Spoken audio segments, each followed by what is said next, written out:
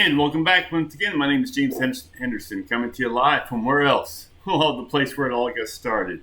So, this is how I started a successful fencing company and then sold it due to injury. I'll get to it later on.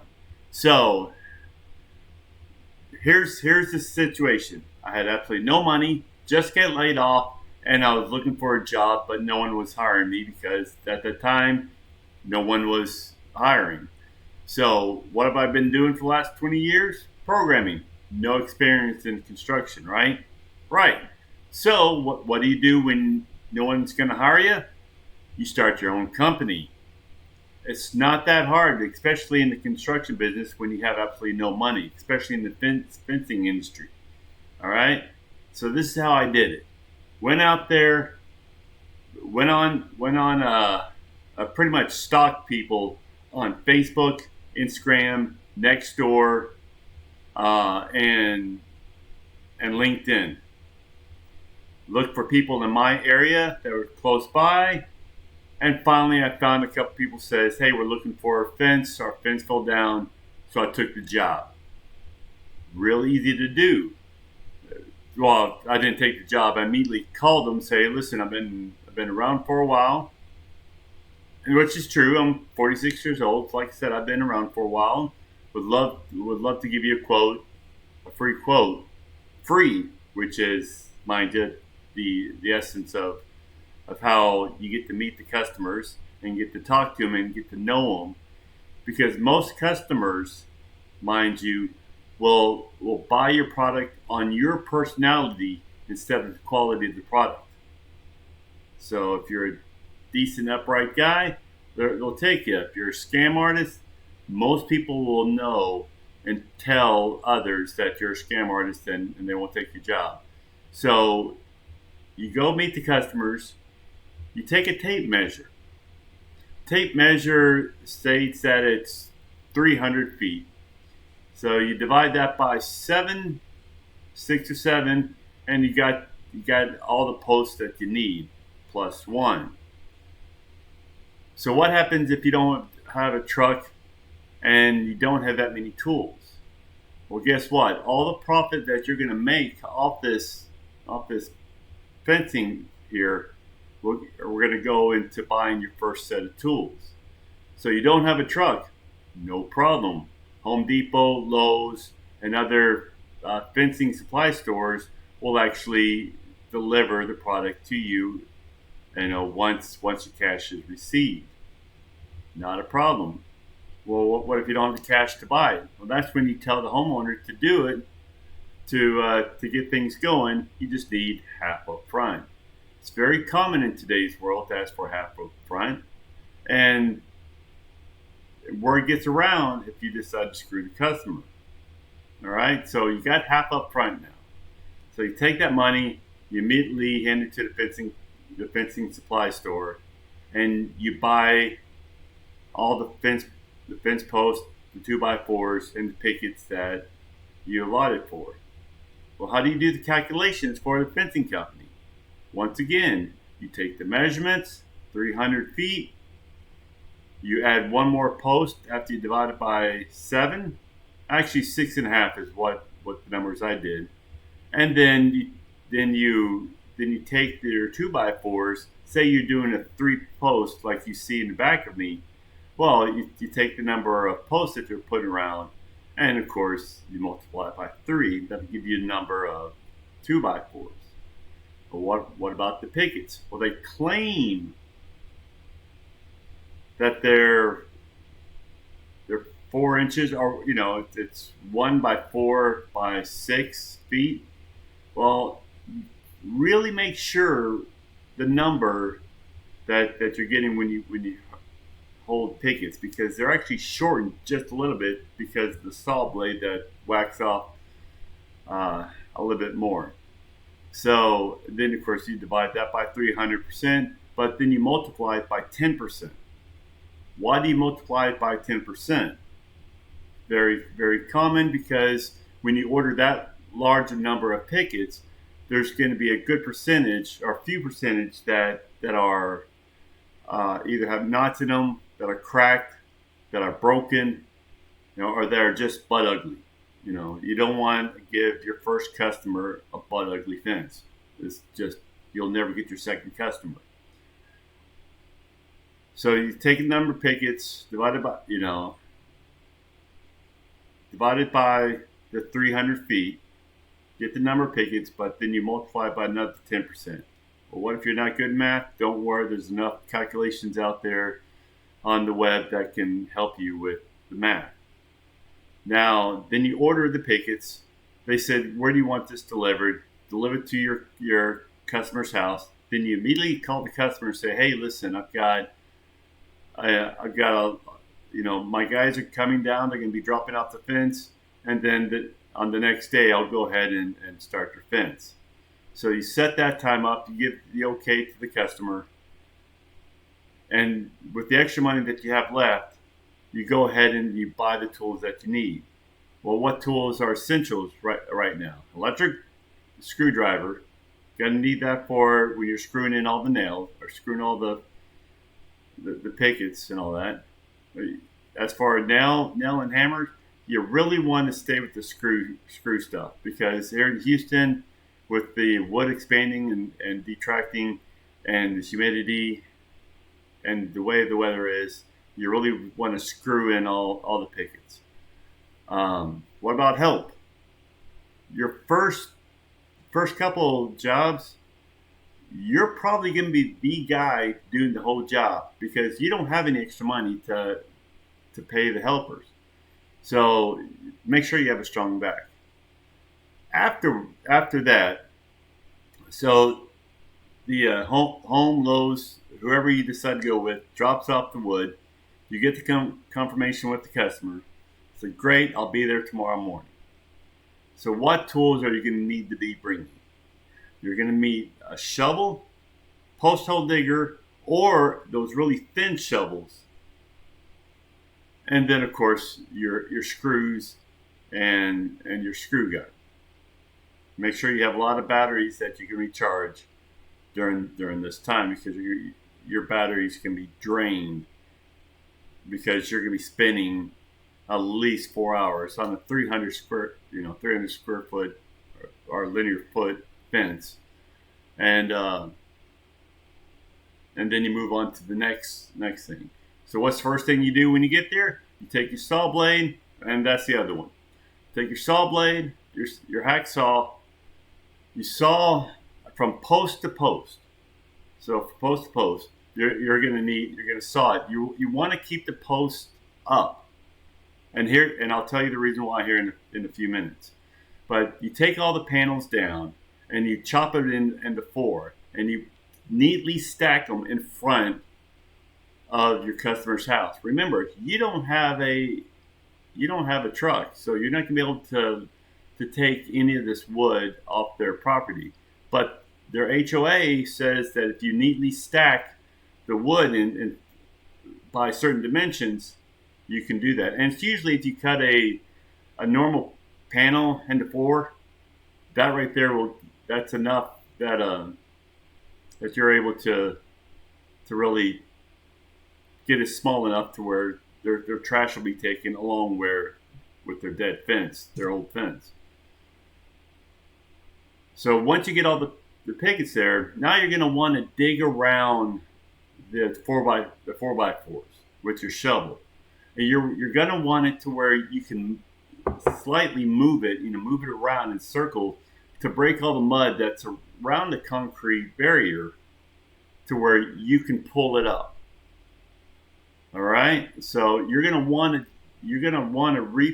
retake that hole, reuse that hole that your fence is your new fence is going to be at, because of 3 reasons. The first reason why is because you don't want to dig up any sewage line, gas line, or water line, or cable that's near the fence line. That is very expensive, and that one bill is putting you into bankruptcy and you out of business.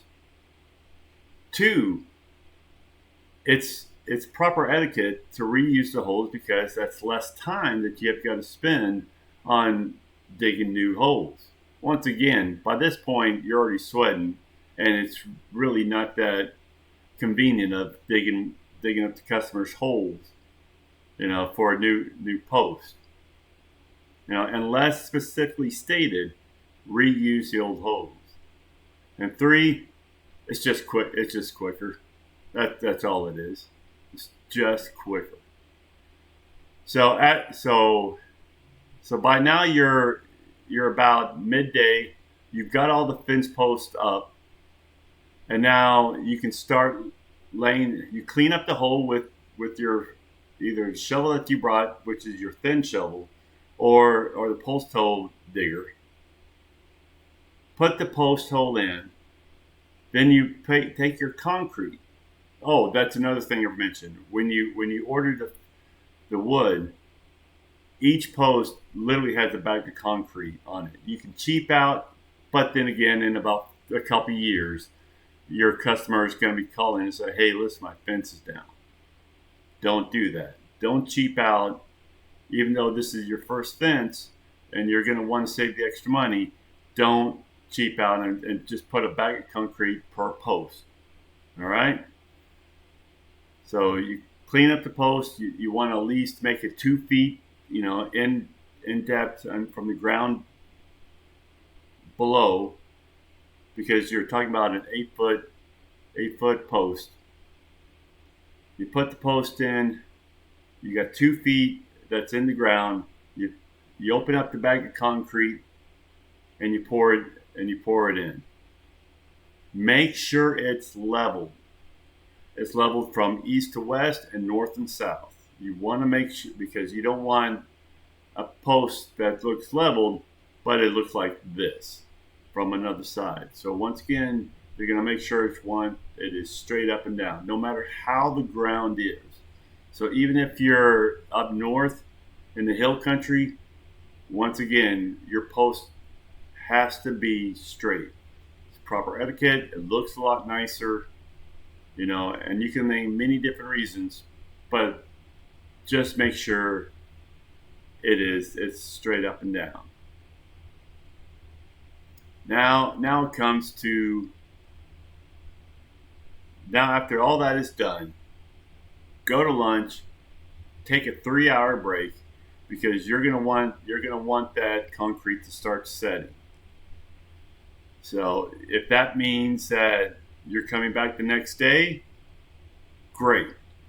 If that means that you've got enough time to where you can stick in the 2x4s in between the posts, prefer to do that, because the quicker you can get the barriers in, some sort of gate or some enclosure to the guy's fence now, the happier off he is. Don't wait the next day if you can help it. That means if you're staying late, once again, this is your first fence. You're going to want that review to get this fence company up and running.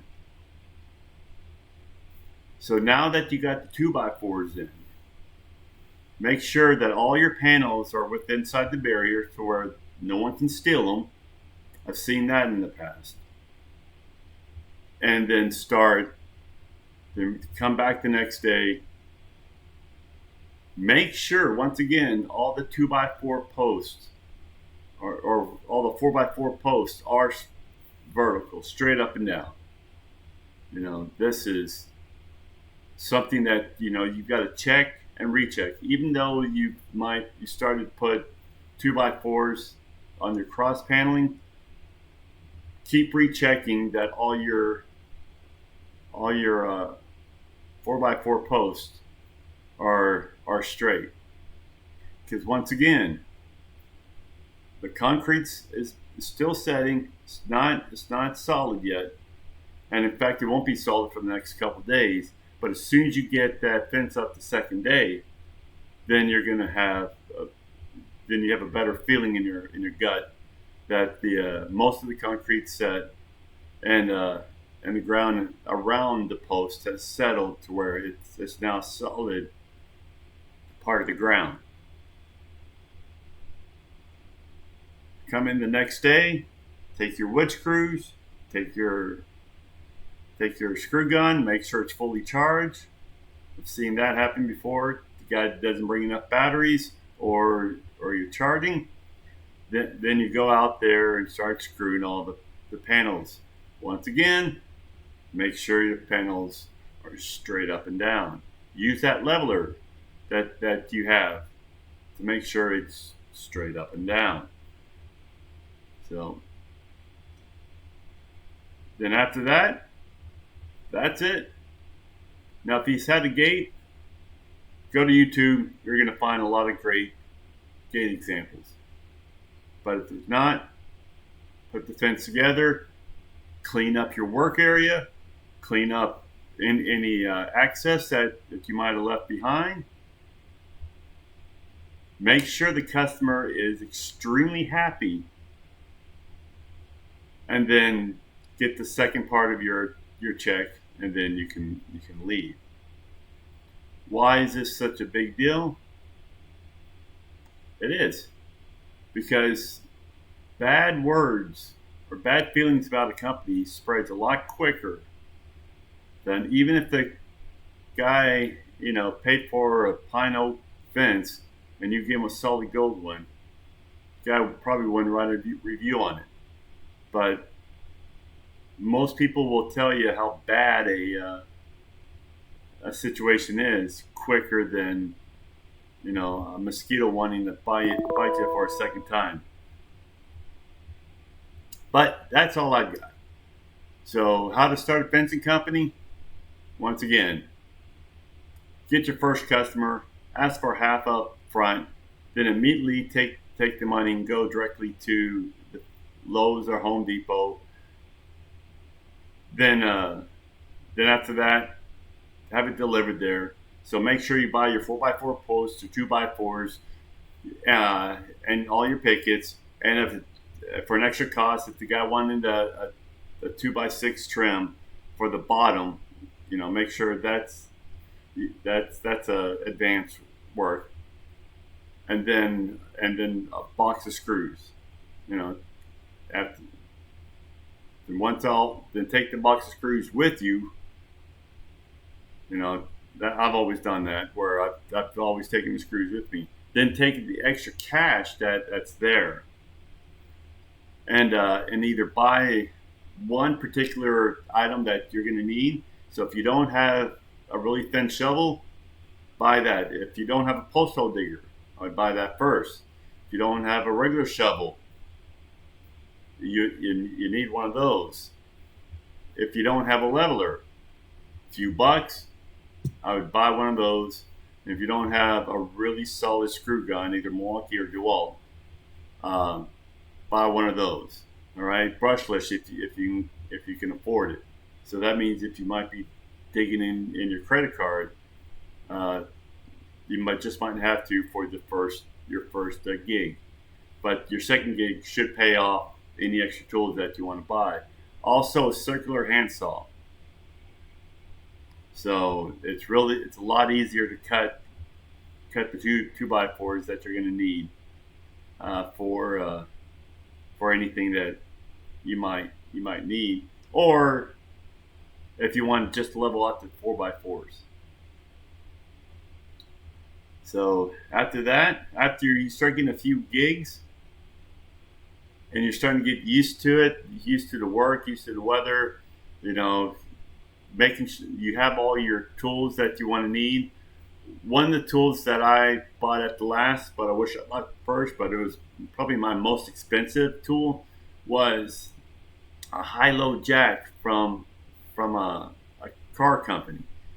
So those are great. You buy a nice, a good thick chain, and what you do is why high-low jack? Well, high-low jack is a great way to rip out old posts a lot quicker and a lot easier, instead of you wasting all the time trying to dig around the post and trying to pull it up that way. Great examples on YouTube. Just search for it. Great guys out there who have solid fencing companies and in a different area than you're probably at. But they will show you the DIY of how to rip up an old fence post, even if the 4x4 is cracked or is totally rotted through. Then after that, I would go to the courthouse after you've gotten a few clients and you want to stay in the business to get your DBA. What's a DBA? Doing business as. That means you can take all the taxes and all the tools and all the products that you bought for your fencing company, any type of marketing, website, or anything off on your taxes because you have that DBA. So, and once again, congratulations now on becoming an entrepreneur. This is what America was based on. So even though you might be looking for extra money, you go from starting a fencing company to next running a cybersecurity firm. Hey, you never know, it might happen. So after that, so far that's been. So how do I advertise? Well, I'm not in the fencing company anymore because I sold it, like I said. But the Nextdoor app and the Facebook app are essentials to finding solid leads on who you are. It's true. I found a lot of my leads that way because some guy mentioned, "Hey, my fence is down. I need a rebuild." So I built Local Handyman. It's a new site. Not that many people there, which is great for you. All you got to do is sign up, and you can have your own advertisement there without 1,000 other people on there. See what else? Oh, I mean that's it really. So starting your own fence company is probably the easiest way. That's it. You have a great day.